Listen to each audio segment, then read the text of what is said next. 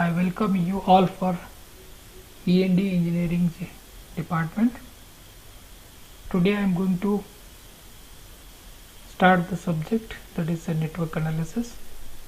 The subject code is 18 UEC 300.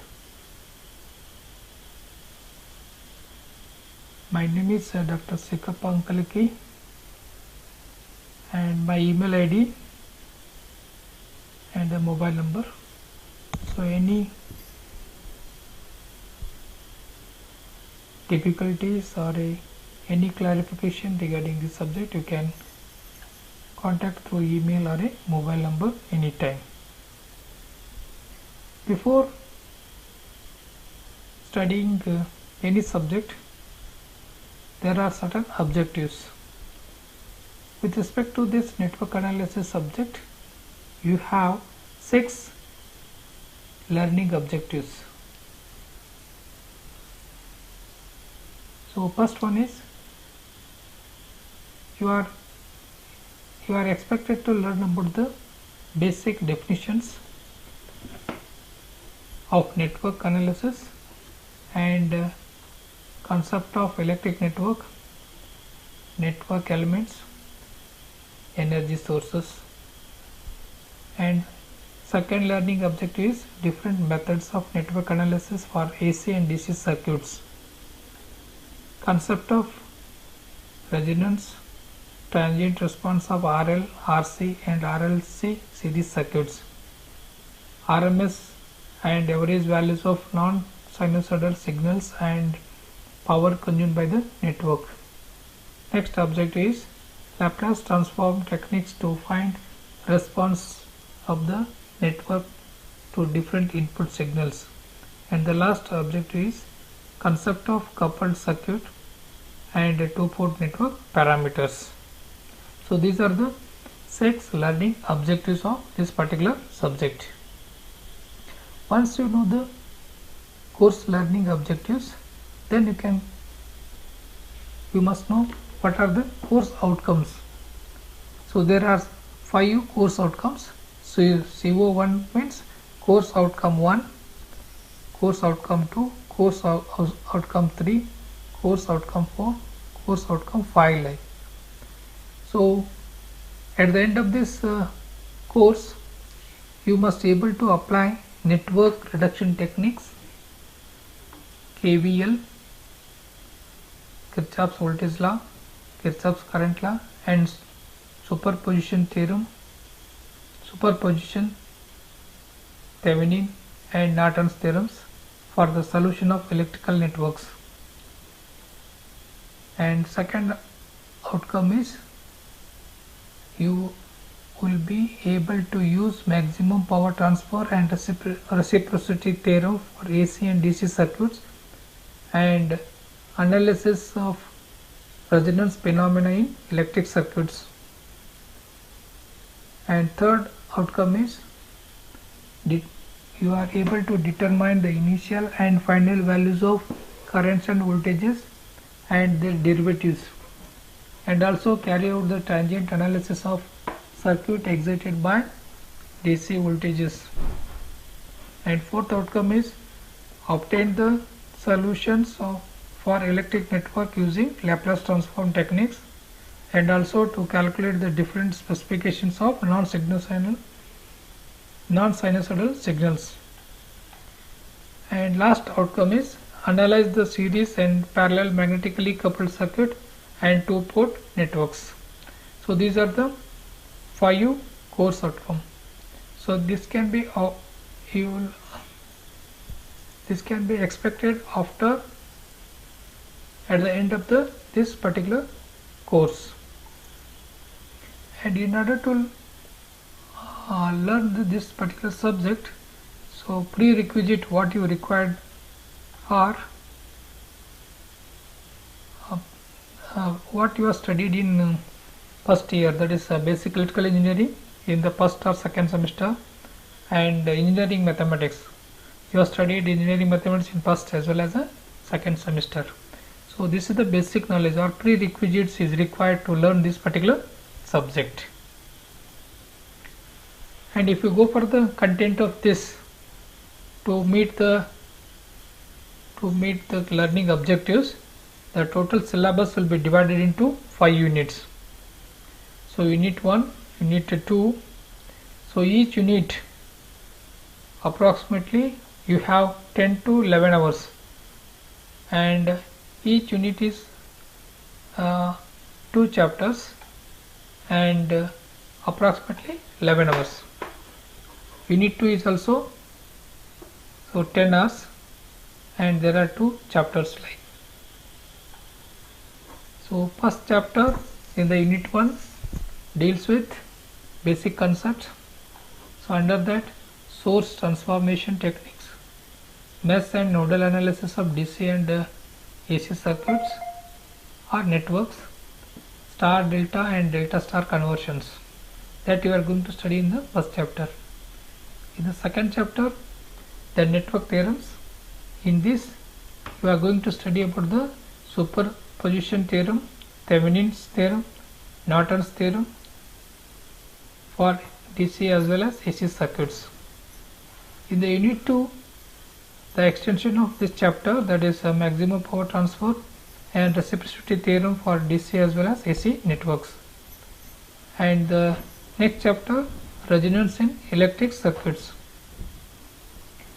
So in this you are going to study the resonance phenomenon in the RLC series circuits.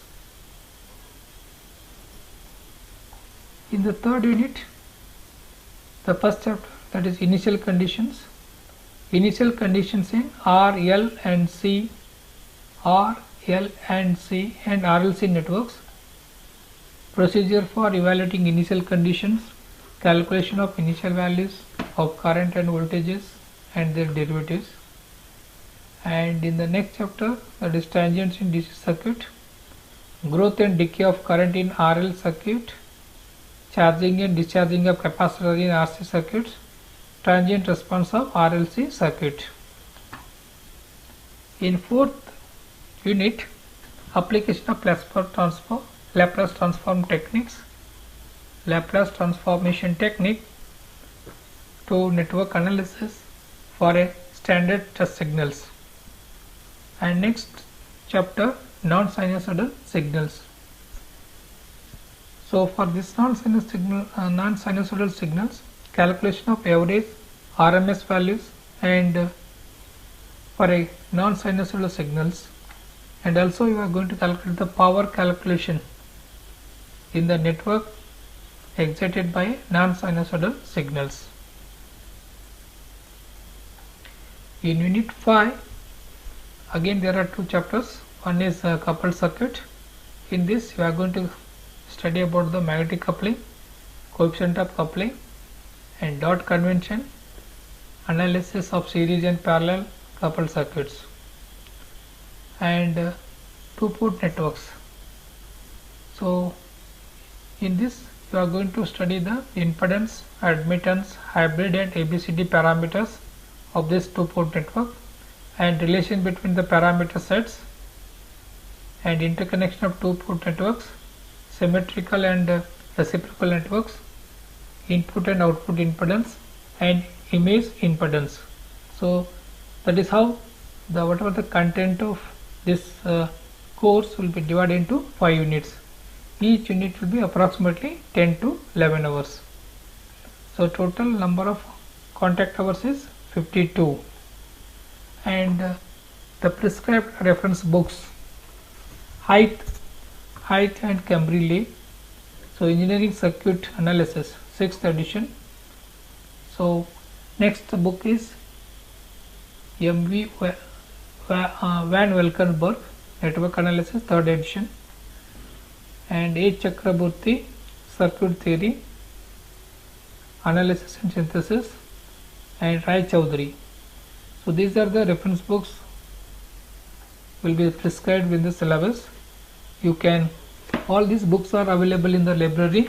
You can refer those books for this particular subject.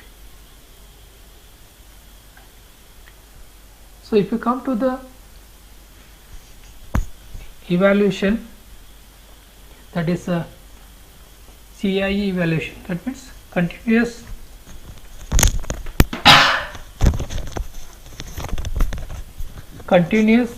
internal evaluation. So there are 3 tests, as you know. First, that is internal assessment 1 having 20 marks, internal assessment 2 20 marks, internal assessment 3 20 marks, and course teacher assessment, that is you can refer as a CTE, 10 marks. Each internal assessment having 3 questions. Each question carries 10 marks, and each question may consisting of 1 or 2 bits, and students have to answer any 2 full questions, and question number 3 is compulsory. And CTA consisting of minimum 2 components. The components are assignments as well as a quiz. And your CIE marks, continuous internal evaluation marks, addition of best 2 internal assessment marks plus CTA marks. This is how you are evaluating the CIE marks.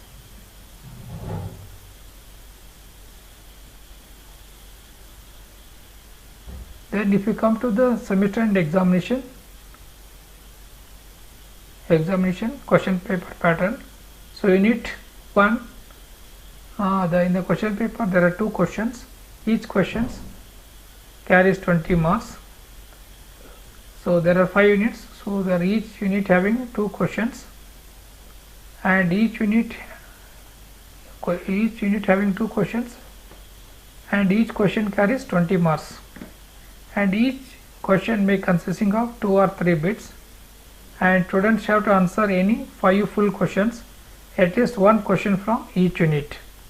So that means you have a inbuilt choice will be there.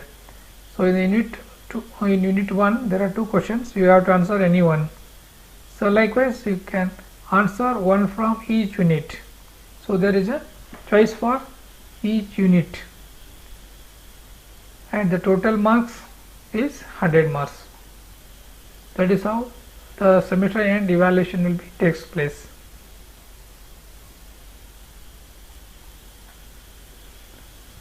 Then you can start today I am going to start only the basics. So before going to start the subject, so you must know what are the basic definitions associated with this particular network analysis. So these are the basic definitions of different terminology like electric network, node, junction, branch, active network, passive network, electrical circuit, current, unit of quantity of electricity, unit of current, EMF, potential difference, potential, unit of potential difference and potential. So you must know what are the definitions of these terminologies, because you oftenly used in this particular subject. First I will go for the term a definition of electric network. So you already know and you have studied in basic electrical engineering, an electrical network is an interconnection of electrical components or a network elements. And what are network elements? The elements of electric network are batteries, resistors, inductors and capacitors and switches. So if you just look into this figure, this will represent a network. This network consisting of battery, and the network elements are R1, R2, R3, R4. So this is one of the example for network. Similarly here also, this is also you can call as a or referred as a network. Here also it consisting of a battery, R1, R2, R3, R4 as well as the switch. So these two are the examples of network, because these networks are consisting of network elements. Next we can go for definition of node. So what is node? Node of a network is an equipotential surface at which two or more circuit elements are joined or connected. Just refer this figure below, that means figure, and terminals, like you have to mark the terminals like A, B, C and D. So these are all you can refer as a node, because at node A elements, that is battery and as well as this resistance, are joined or connected. Similarly at node B, 40 ohm resistor, 60 ohm and 20 ohm are joined together or terminated at a point. Similarly node C, 60 ohm as well as the battery will be connected or joined. Similarly D, the battery 120 volts, battery of value 60 volts and resistance of 20 ohm is connected at node D. So therefore, as per the definition, node of a network is a equipotential surface at which two or more circuit elements are joined. So here for node A, two elements are joined, node B, three elements are joined, node C, again two elements, and node D, three elements are joined. Then you can go for what is junction. A junction in a network is that point in a network where the three or more circuit elements are joined. Here in the network where the three or more circuit elements are joined, then that node you can refer as a junction. In the network shown below, there are two junctions, they are B and D. So in the network, even though you have a 4 nodes, but we have only two junctions, one is B and the other one is D. Why? Because as per the definition of junction, three or more elements are joined together. So 40 ohm resistor, 60 ohm and 20 ohm are joined together. So this is one junction. Similarly at junction D, 20 ohm and this battery having a voltage value of 120 volts as well as the battery value 60 volts will be joined together. So therefore there are three circuit elements are joined, so therefore this will be referred as a junction. But A and C will not be referred as a junction because only two circuit elements are joined. Here also only two, here also only two. So therefore these two B and D are referred as a junction, and these junctions sometimes we can refer as a independent nodes. Next we can go for the branch. A branch is that part of a network which lies between the junction points. Just listen carefully. A branch is that part of the network which lies between junction points. Just I have considered the network shown in figure. Here will be same as the of the previous network what you have considered.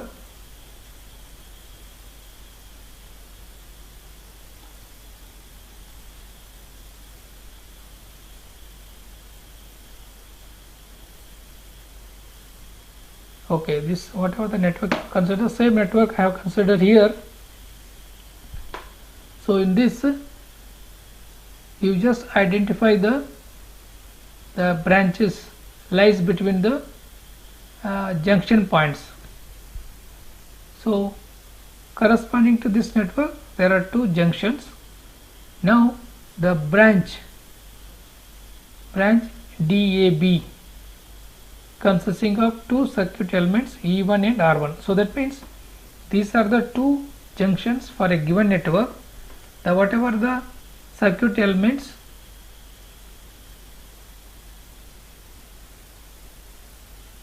circuit elements, that is 40 ohm and the 120 ohm, those two will come across this pair of junctions. So therefore this is one branch. Next another branch is these two elements. Next one is the third branch is only merely this R2 like. So this is your resistance R2, like this is your resistance R3, this is resistance is R1. So that is how you need to identify the branches. Once you are able to identify the junctions, so whatever the elements across the pair of junctions, so those will be referred as a branch or branches. So once you know the definition of a branch and how to identify the branches for a given network, then you can go for the active network. What is active network? So active network is one which contains one or more than one source of EMF. Just look into this network. Okay, in this network there is a source of EMF. So that's why this network you can call as an active network. And next one is passive network. So the passive network is opposite to that of the active network, in which contains no source of EMF in it. Example is here. So this network consisting of only the elements, that is a passive elements. So it's not having any source of EMF. So therefore this network you can call as a passive network.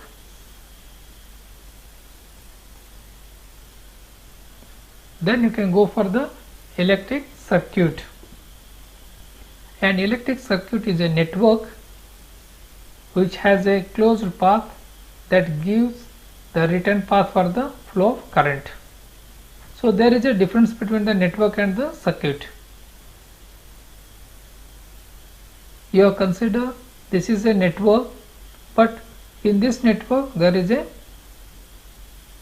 closed path for the flow of current.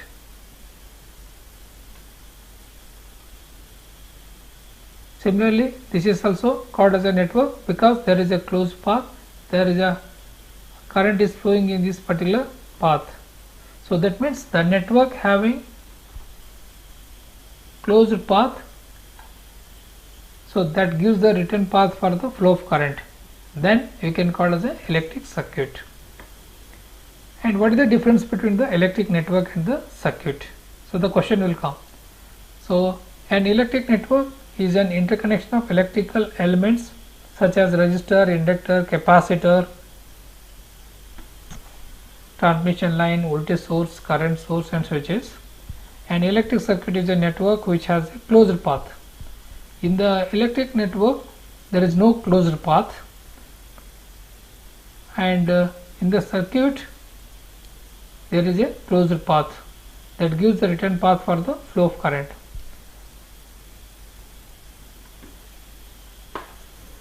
So that means the electric network may or may not having a closed path. If it is having a closed path, then you can call it as an electric circuit. If the network is not having any closed path, then you can just call it as an electric network. So you can say, though every circuit is a network, but all networks are not circuits, because networks having only closed path, those will be referred as an electric circuit.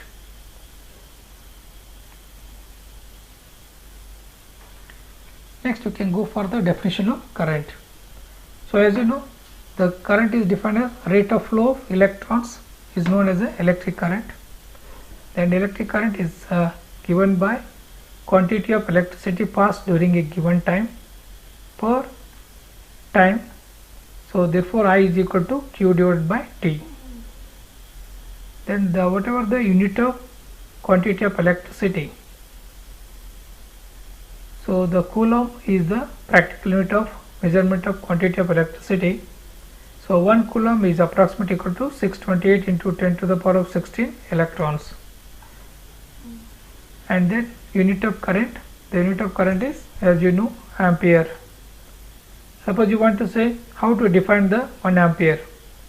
In order to define the 1 ampere, the current which is defined as current which, if maintained in two straight parallel conductors of infinite length of negligible circular cross section and placed 1 meter apart in a vacuum, would produce between these conductors a force of 2 into 10 to the power of minus 7 Newton meter of length. Then you can call as a 1 ampere.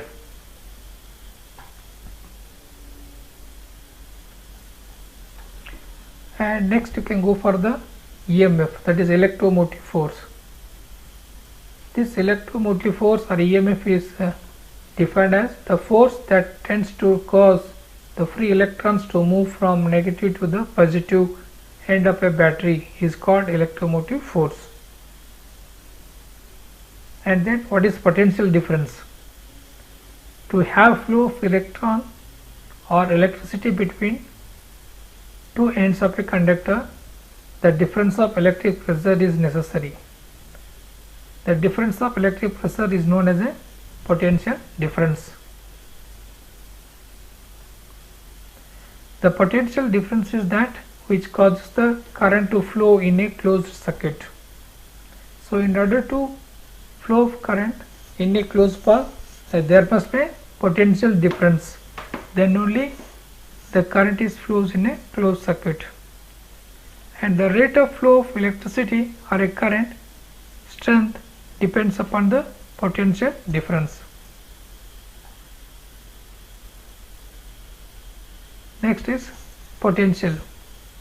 So the term potential. The potential is a term which is used to indicate the electrical state of a body with respect to a standard reference.